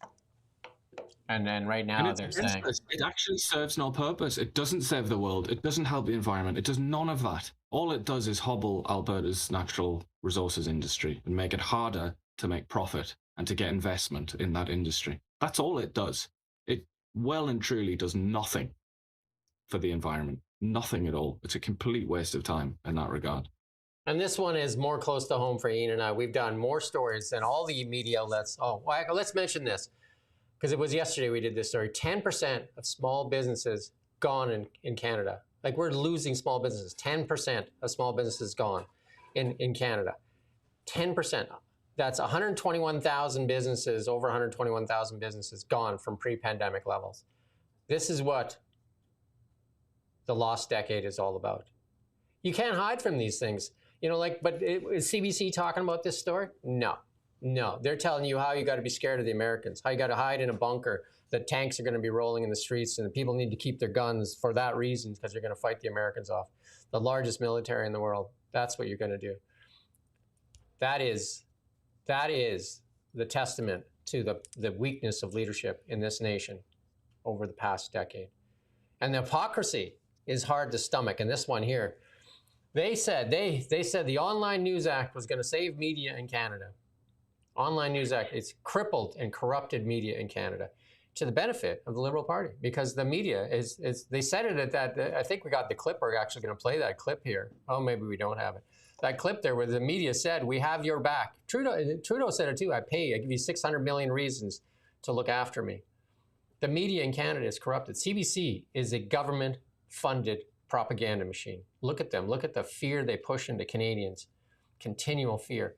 And they said, this one here, when we go to the Facebook chart, they said that they were going to stop spending money on Facebook. Who's the guy that did the policy there? He said that they were going to boycott Facebook. Go to the next slide. They're going to boycott Facebook. It was a Quebec MP. And then come election time, they spent over $5 million, Mark Carney and the rest of the Liberals, on Facebook, because they said it was too important of a platform to ignore. Meanwhile, they block independent news outlets like ourselves from putting news on our audience that we earned serving our community for over a decade. 200,000, they took it away from us, cut our revenues in half, cut our audience, and cut our traffic, and close to 100 have already failed. And that was the last time we did that update on it. Like, we've done, you can go on Kelowna now and you can see the story. We've done, I don't know, 30 articles on it, interviews with some of the biggest people in media in Canada here. I even went on the National on it and talked about it. They gave me like a minute there, and then, you know, basically that was it. That's the coverage they got. They didn't care. I did an interview with Canadian Press as well, and she was actually quite a good journalist, I think. She was a lot fairer. But yeah, CBC they weren't too nice to you. But here's what they weren't necessarily bad. It was just that I don't think they were that interested, were they? They didn't care. So the Liberal government gave Meta more cash, owner of Facebook and Instagram, in 24-25 than in the previous year. And that's according to the quietly released data. The federal government nearly tripled the amount of taxpayer cash it paid to the firm. Remember that Meta's the devil. We can't go on there because Meta's the devil. But they can go on there. They can spend our tax dollars actually competing against us. The federal government nearly tripled the amount of taxpayer cash it paid to the firm, increasing from 476 to 1.4 after it abandoned its boycott of the firm. That's despite the governing Liberals condemning Meta as an irresponsible corporate actor. It's the hypocrisy. Stephen Fuhrer here, MP here, said it has to go. And when I talked to some other people, you know what they told me? Because we've sent how many letters? We've sent it to Trudeau, we've sent it to Carney, we've sent it to everybody. They said, we agree that it has to go, but there's more important things than a free and democratic press. More important things. It's just a stroke of a pen. Repeal Bill C-18, the Online News Act. That's how easy it is. Yeah. It's just inexcusable, frankly, isn't it? Hypocrisy. And this is just money this is just taxpayers' money. Yeah. The Liberals, as a party, which I mean is also partly funded by taxpayers, but whatever. But the Liberal Party spent quite a lot more than the federal government on Meta ads. This is just like another example. We were talking earlier, weren't we? Or I was ranting vociferously about the voter ID, the opposition to voter ID in the United States by the Democratic Party, that being an example of flagrant corruption that everybody knows is corruption. What is this if not that? You know, this is hypocrisy on a scale that it's almost like blinding. It's deafening. It's so obvious how hypocritical they are. They say that Meta is like, they basically say Meta is evil. Listen to the speech Justin Trudeau, the little soapbox rant Justin Trudeau came out with when we asked him, was that 2023? Yeah. When we asked him about news on Meta, he went into a massive rant about how irresponsible Meta is and how evil it is and all the rest of it. And yet they still chuck money at it while preventing us, the news, from going on to Facebook and Instagram, the two biggest social media platforms in Canada. It's such... You know, at the end, there's nobody that can defend this. It's indefensible. At the end of the day, you know who's going to rescue independent media in Canada from the Liberals? The Americans. Is it a Cuban-American gentleman in the Department of State? Marco Rubio. They're going to rescue us because they're made it part of their demands there that the Online News Act be repealed. It's censorship in Canada. They've crippled and corrupted the media in Canada, and it works out for the benefit of the Liberals. I mean, that media event that just had there, they said there that the head of, I think it was Bell Canada there, said that, I can't remember it exactly, but one of the people from Bell said that we got your back. We know you have ours. What? Just right out there. Yeah. Just boom. But these people who, you know, like the News Media Canada and a couple of these other organizations that desperately wanted this to be the bill, Online News Act, to be put in place. The Online News Act being the thing that caused the ban of news on Meta. They even came out, didn't they? I think it was the end of last year. Yeah. They came out and they had the begging bowl. They were saying, please, Mr. Government, advertise with us. We need the money. We're so hungry for your advertising dollars. But instead, you're spending them all on Facebook. I mean, where is the scrutiny of that? When will that be called to? When will they be called to answer that question? CBC. That they chucked millions and millions of dollars at an American corporation, a giant American corporation, rather than spend money with Canadian newspapers to advertise. It's just, CBC. As I say, it's completely indefensible. It's one of those rare things in politics where there isn't even a counter argument. There's nothing from the other side. All they say is something about, we're funding Canadian journalism. Not true. They talk about the Google thing. That's a distraction. And then they'll say something about Meta being very naughty. But that's not an answer to this. And that doesn't explain their hypocrisy and their continued use of Meta. Shameful. We got to get through a lot of stuff here, though, because we do have Trevor Halford, the interim leader of BC Conservatives, and Christina Lowen on here at 11. So we're going to get through some tragedy here in the interior of British Columbia, though, in the Thompson Okanagan, as 3 members of the Southern Alberta Mustangs were killed in a motor vehicle accident. And that's it was 18-year-old JJ Wright, 18-year-old Cameron Casorso of Kamloops, and 17-year-old Caden Fine of Birmingham, Alabama. Horrific news as they were on their way to hockey practice. The crash happened at the junction of Highway 2 and Highway 527 in Staveley, where the USPHL club is based out of. And then you got the picture of their jerseys there. And Wright and Casorso, they grew up playing in Kamloops Minor Hockey Association. I'm going to leave this BC forestry stuff. I'm going to go past the BC section. You come back at 11 o'clock. We'll go through the whole BC thing instead of us doing it twice. Because we had this forestry thing in here for BC. We had David Eby's reaction. Reaction to his calling the Alberta separatists as treasonous. And then we got some DRIPA stuff in there. And then even India's foreign minister calls out the Canada letting it murder criminals into Canada. Like, unbelievable. We'll do all that in the I'm going to have Christina Lowen and Trevor Halford in. We'll do a little bit of finance stuff here, though. Gold. And David Rosenberg, he's an economist there, says, don't give up on gold yet. This bull market could peak at 12,000. Gold and silver up this morning after the little sell-off, and it looked like a blow-off top there. I used to trade technically. And gold was a bit of a blow-off there as it went up, and then up today about 275 in the recovery, just banging on door 5,000 now, 49.34. And silver up 391 after, I think it went to like 120 or something like that. But it's Donald Trump that is really pushing for a weaker dollar because he tries to get all the manufacturers to come home. So the lower the dollar is, obviously, the cheaper they can export stuff because people can buy product cheaper if the dollar's cheaper, right? So, I mean, that's been a Canadian policy forever. And then here he is, the biggest idiot on planet Earth, according to some of the UK politicians and AOC, Alexandra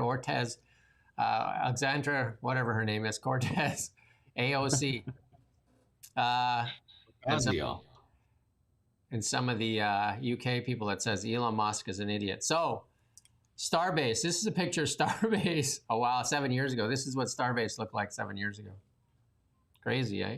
A Quonset and a rocket ship that looks like out of a bad PBS film. But I don't know what that is there. But here's a little clip of what SpaceX is today. Booster coming in hot for booster catch. Booster FTS is saved.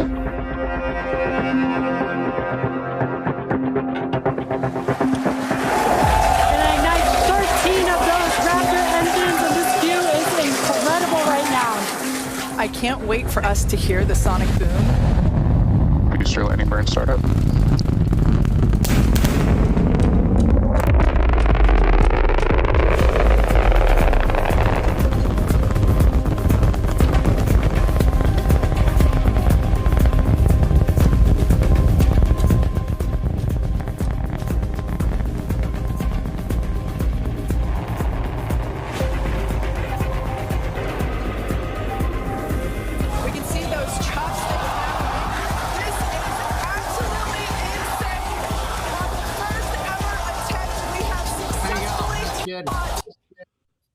Apparently this idiot knows how to catch a rocket from space. Not bad for an idiot, right? Not bad for an idiot. But I mean, there's negative people. They won't show you that success on CBC. They'll just show you the failures. Of course, you got to crack a few eggs to make an omelet. And this is the most consequential company on the planet Earth right now, as the Americans embark on a mission to go to the Mars and to build a moon base. Again, these are missions that we need to kind of build a better future. That's what hope looks like, not how we make fear campaigns and then people coming here and telling about fear and all this stuff. Elon Musk is going to merge SpaceX with XAI on Monday, creating the most valuable private company in history. The left is going to lose its mind because this guy's wealth just went where that rocket was, to the moon. Does that mean he's stripping away XAI from X? Or does that still... XAI is different than X. XAI is the... That's distinct at the minute. The AI company. I mean, they're all... I mean, there's talk, isn't there? He's going to merge all of his companies into one giant... It sounds like there's going to merge Tesla, because Tesla has the Optimus robots. I mean, it's all... Yeah. I don't know how he divides his time. But again, not bad for an idiot, right? Not bad for an idiot. It's pretty amazing that people have ever said that. It's not just one person. That's correct. Quite That's a number Grok. of people. Grok is XAI. That's right. Yeah, there you go. I have Grok in my car. I use it every day. So, and I use self-drive. Not bad for an idiot. The car drives me home, drives me to work. Not bad for an idiot. Some other finance news. Palantir, another one that they left loses its mind over. Palantir, record profits, record revenue growth, record, as Palantir is up today. Again, the left don't like Alex Karp because Alex Karp doesn't filter himself at all. Alex Karp, I think he's on the autism scale too. He just says what he feels and he squirms around a lot. I kind of squirm around a lot and Alex Karp. A little bit here from Tim Cook, who used to be the story guy. Tim Cook, Apple, used to be the big dog after Steve Jobs passed away, one of the more iconic people on the planet there with the iPhone. But here's Tim Cook. Listen to this. It's not an MOU. It's not a meeting to have a meeting. Let's listen to what to make 19 billion chips for Apple in 24 factories across 12 different states. Second, we're committed to buying American-made advanced rare earth magnets developed by MP Materials, which will become part of Apple's devices shipped around the world. MP is the only fully integrated rare earth producer in the United States, and with this partnership, they'll be significantly expanding their flagship facility in Fort Worth, Texas. We're also thrilled to work together on a cutting-edge rare earth recycling line in Mountain Pass, California. And third, in Kentucky, we've worked with our partners at Corning to build the world's largest and most advanced smartphone glass production line. And I'm pleased to announce that very soon, this is for the first time ever, every single new iPhone and every single new Apple Watch sold anywhere in the world will contain cover glass made in Kentucky. In addition to the American manufacturing program, we're also significantly growing our investments in AI, including expanding data center capacity in North Carolina, in Nevada, in Iowa, in Arizona, and Oregon. So we're going to keep making investments right here in America. We're going to keep hiring in America. And we're going to keep building technologies at the heart of our products right here in America. Because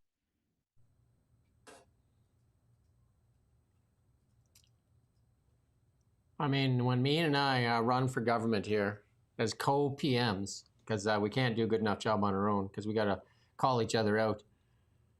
One of the first things we're going to do is pick up the phone and call Elon Musk and beg for something, anything. We're going to appeal to Saskatchewan roots and say, can we get something, a scrap, a little bit of scrap off the table, anything, a battery plant, anything. I don't know, like a star base in the Arctic. I don't know, something. Absolutely anything. He's got so much going on. But instead, here in Canada, we vilify the most consequential person on this planet as a Nazi and a fascist. That's your politicians so that they can get your vote and have you beg in line for food banks and for scraps and for table scraps. The best kind of people for voters is to have people on their knees. Because if you're independent, you surely don't need them. They need you to need them. That's the trick. They need you to need them for scraps.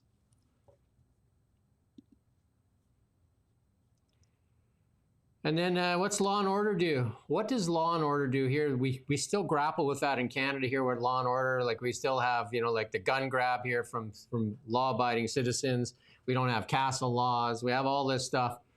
And here's the DC crime rates ever since Trump went and got active on Law and Order. Look at the drops. 80% drop in homicide. It's amazing, isn't it? 58% drop in robbery, 28% drop in burglary, 57% drop in motor vehicle theft. All crime down 26%. 1 year. It's extraordinary. Apparently it works. No, apparently it works. All you got to do is put dudes with guns on the street. Or have consequences. Have consequences instead of you arrest them and you turn them loose. Because here in Kelowna, there's a couple individuals there. One person had 32 failures to appear, and he continues to get let out. Like the judge is just like, oh yeah, so okay, you did this crime, yeah, okay. Here's your appearance ticket. Oh, you haven't been in for the last 32, so you have 32 failures to appear. I'm sure this 33rd one you're going to come in for sure. Maybe it's 50. Who knows? This is what we have going on in Canada. It's like a war zone. And again, I've been in Tokyo. There's nothing like that there. So it isn't everywhere. They lie. They lie. They want you to believe the lie. Again, come here. We'll tell you the truth so you can be armed with the truth and not listen to their talking points where they tell you that we have the strongest G7. You can say, well, I watched the really big show. The charts don't support what you're saying there, Francois, Philippe Champagne, Melanie Joly. That doesn't make sense. Evan Solomon, we're the leaders. Evan Solomon said that Canada is the leader in AI. Where? Which part? And then Doug Ford said he canceled Starlink because there's better Canadian companies. Which one? Which one? Which one? Which one? Can you point us to the way?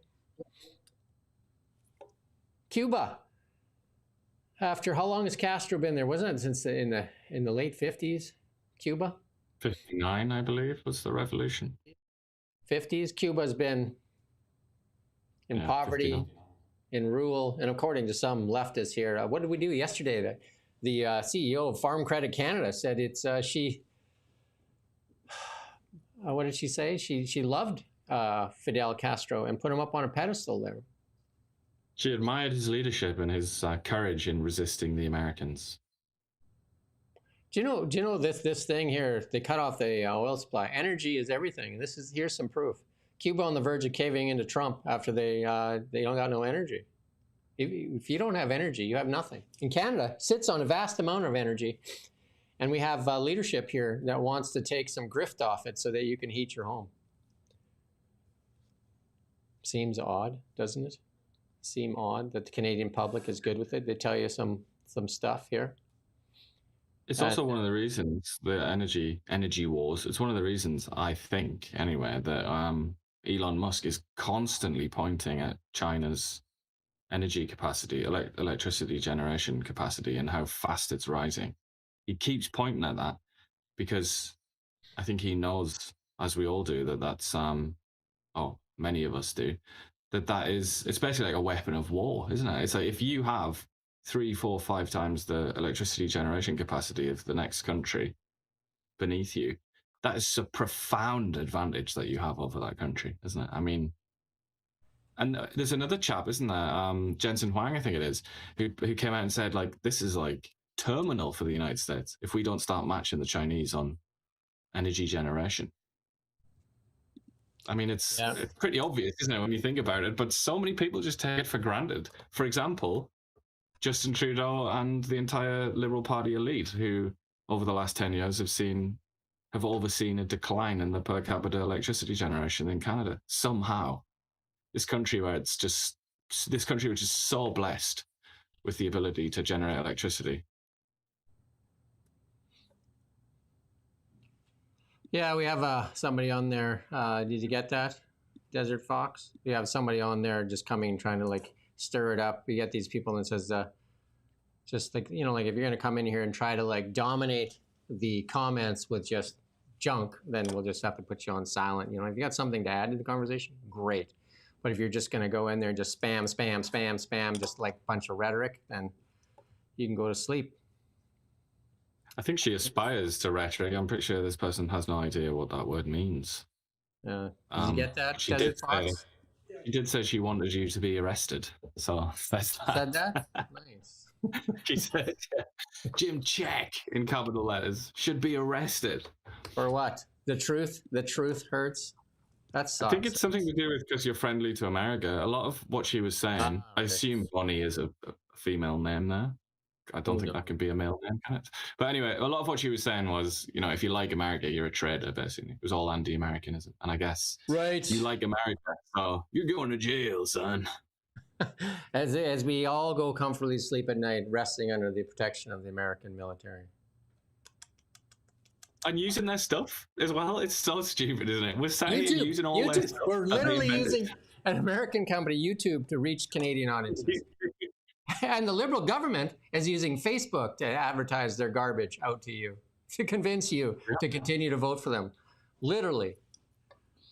They're not going to the Globe and Mail. They're not going to local papers across Canada. They're going straight into Mark Zuckerberg's pocket, aren't they? America's going into the golden age. That's a fact. That's a literal fact. And Canada's going into a dark place. You're being led there by the corrupted and crippled media in Canada. You're being led there by people like Bonnie and people like that that'll screech at you, screaming. Don't listen to their screeching and screaming anymore. That's enough out of them, right? They've had the wheel for 11 years, and look where we are. They've been steering the car. They've been steering the car. I know, who cares? But they've been steering the car for 11 years. You like where we're at? Do you like where we're at? That's the question you'd ask. You just think of, get out of the car. That's enough out of you. That's enough, drunken sailor. Here's some more proof that America's back. Kid Rock is going to perform at the Super Bowl. Usually they have some kind of weird stuff going on at the Super Bowl the last few years, but Kid Rock has got to be as MAGA as it gets. Wow. That's interesting. I wonder if that's an attempt to kind of get into Trump's good books. Kid Rock? Or the NFL? By bringing him on to perform at the Super Bowl. Yeah, the truth, you know what? The truth is what will set you free. There's a famous person that said that. The truth shall set you free. Bonnie doesn't want to hear the truth. People like that don't want to hear the truth. They're not interested in the truth. They're interested in continuing power. Usually those people are connected to somehow sucking on the boob of the government. They're usually like somehow figured that out, or they're into climate change. A lot of the people used to scream at me on LinkedIn because I write on LinkedIn. You can find me on LinkedIn too. Search my name on LinkedIn. And I used to write stuff on climate stuff there, and people used to freak out on me. And it turns out most of them, I go look at their profile, they're in there, they're making money off climate grift. Isn't it amazing? Isn't that amazing? Just wild, eh? And here's your friend, and a lot of these elitists, another one busted. Your friend Peter Mandelson resigns from the Labour Party after. My friend Peter Mandelson. I've my opinion, even as a child, when I was a young chap, and Peter Mandelson was the master of the universe and a very powerful figure in Britain. Even then, as a young, jolly little chap, he did not pass the smell test. And as I got older and learned more about him, he just began to stink more and more and more. And lo and behold, he's even more filthy than I could have imagined. Just an absolute slime ball, total scumbag who gave government secrets, basically, or, you know, very, very confidential information, sent it to Jeffrey Epstein, his good friend, who he also got money from and all sorts of things. Just an absolute, utter scumbag with no moral wisdom at all, no moral sense. And what does that say about Keir Starmer? I mean, Peter Mandelson was already a disgraced person when Keir Starmer brought him into government. It's just, he brought him in to be the ambassadors of the United States. Astonishing. Absolutely astonishing. I have a question for everybody. How long do you think, if the media was like us, like the rest of the media, independent and free to say what they want, like the CBC was like us, CTV, they wouldn't need us if that was the case. CBC, CTV, Global was like us. How long would this Liberal government last with their nonsensical things, their hypocrisy? How long would they last in power? That's their shield. The corrupted and crippled media. It's a very interesting question, I think. Yeah, like I don't think they would survive. No, I don't think. I can't imagine it. This is their shield. This is their absolute shield, because they say that they're accountable to them. They're corrupted them, though. So just imagine if they had to be accountable. Imagine if Carney had to come on to this show every morning and tell you what was going on. You know, they make fun of the Americans and they talk to them about being anti-democratic. Caroline Leavitt stands up every day. They do a press briefing every day. Trump is on with media every day. Every day they answer questions. And it's not rhetoric. It's just straight to the point stuff.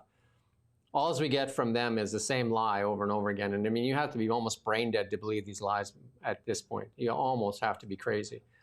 They have aspirations to go to the moon, to Mars. We have aspirations just to get out of the food bank lineup. Just think about that. Just think about that. Just think about that for a second. That's the aspirations in Canada. That's what the government is telling you. That maybe you can have enough money to buy a steak, you know, into the future, 2030, and like Francois Philippe Champagne says, till we bridge the thing. Just, I don't know. I'm going to bridge something for him pretty soon.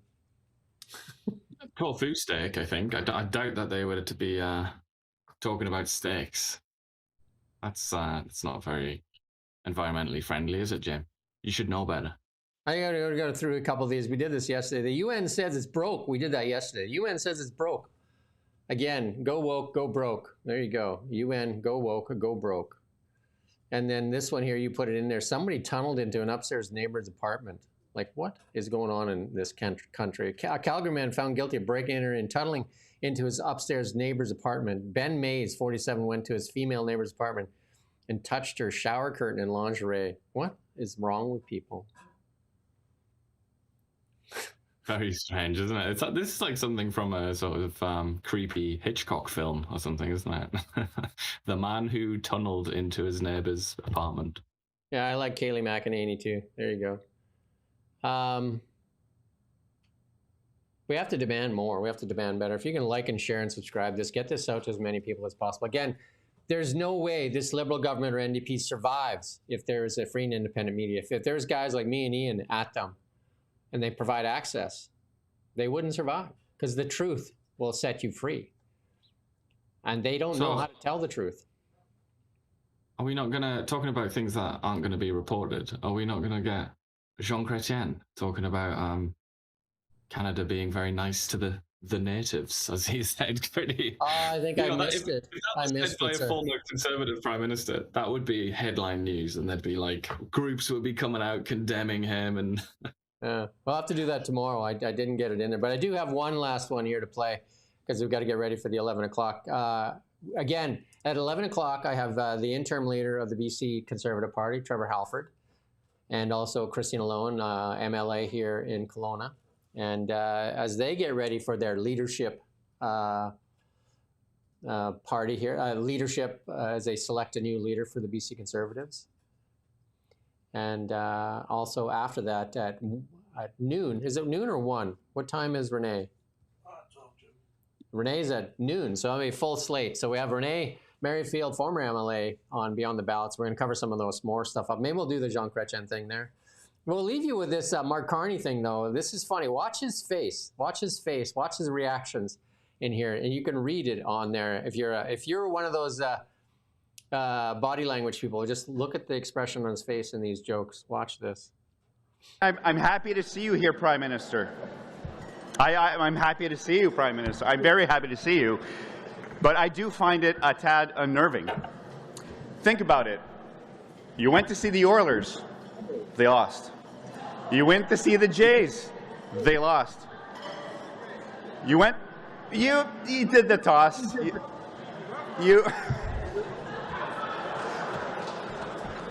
You went to see the rugby game in the UK. They lost. You went to the White House. We lost. Boom. There you go. There's a mic drop for you. Dropping bombs. His lordship was not amused, was he? Dropping bombs of truth there. It's pretty much it, though, isn't it? We lost. We're continuing to lose. And all the people that lost their jobs. How you doing? Are you okay, auto sector, with Melanie Jolie standing there telling you that she's going to have your back as more and more factories close, as she forces out GM, Ford, Stellantis with their stupid EV mandate? And I like EVs. I drive one. But I mean, the stupid EV mandate, I'll say that over and over again, stupid EV mandate that they were warned about for years, literally for years, they were warned about that it's going to drive the auto sector out of Canada. Nah. Just stubborn. You should make a sign saying, love EVs, hate EV mandates. Walk around.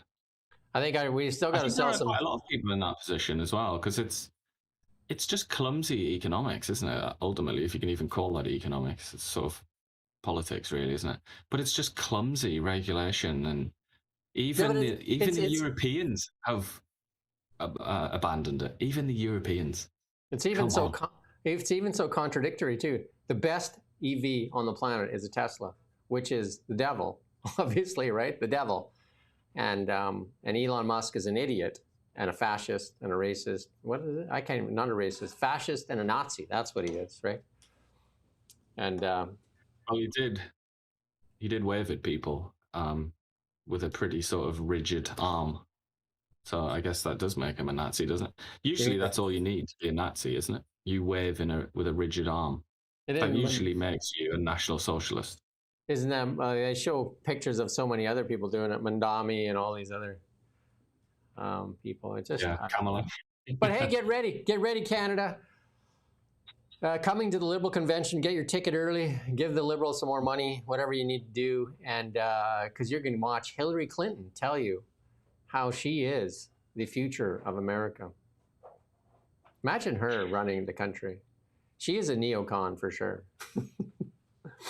She is definitely the princess. Well, she's the poster child of it, really, isn't she? The princess of war. Anyway.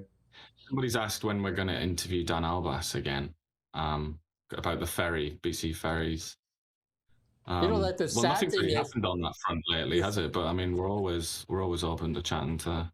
The sad thing about the BC ferry thing is there's so much other. That should be the scandal of the year, but there's so much other garbage that's piled on top of it. It doesn't even look that bad anymore. And thank you, rigged outcome. Anything that Donald Trump says about Canada just knocks everything else off the agenda, doesn't it? It's such a vulnerability that we have. Like, Donald Trump can spend about 10 seconds composing a truth, and he will knock the Canadians off whatever it is they're doing. The entire Canadian elite, basically, will drop tools just to concentrate on whatever Donald Trump has said. It's, that's an immense fragility in this country. Again, if I was in charge, I would actually go out there with a shovel and start digging a road for a pipeline. Just actually start digging and then invite somebody to join me. Start digging, start digging, start digging, and start digging. Start something. Anyway. Apologies to Clojo. I referred to her as someone. Here you go. She said, Clojo. In future, I'll not make that mistake. What's your real name, Clojo, or just your first name? Is it Chloe? I think she said it was Carolyn. Carolyn? In a previous show, yeah. There you go. We remember you. Anyway, sausages and bacon. As well. Let's get digging. Maybe we should all start digging instead of like a freedom convoy. Imagine that was one of the biggest protests in Canada. Literally squashed with abuse of power and privilege, and still no CBC or CTV looking into that decision. And we dropped the bomb yesterday with, you got to go watch the interview with John Carpe. We dropped the bomb. Like the Liberals are talking about how it's going to go to the Supreme Court. Doesn't sound like it is. And there's a reason for it. You can go watch that though. Anyway, I'm back here in like 7 minutes. Back here in 7 minutes. And I'll be going hard at this as we do thank you. We're back tomorrow morning at 9. So I'm back here again at 11 with Trevor Halford and Christina Lowen. And then I'm back again at noon with Renee Merrifield. And then Ian and I are back at 9 a.m. with the best undiscovered news talk show in Canada by far. And if you could help us get it out to more people, that would be great. Because we got to wake people up to the truth. And when people start screeching at you and screaming at you, just send them this link and say, watch this and shut up. How's that? Watch this and shut up. There you go. Anyway, cheers.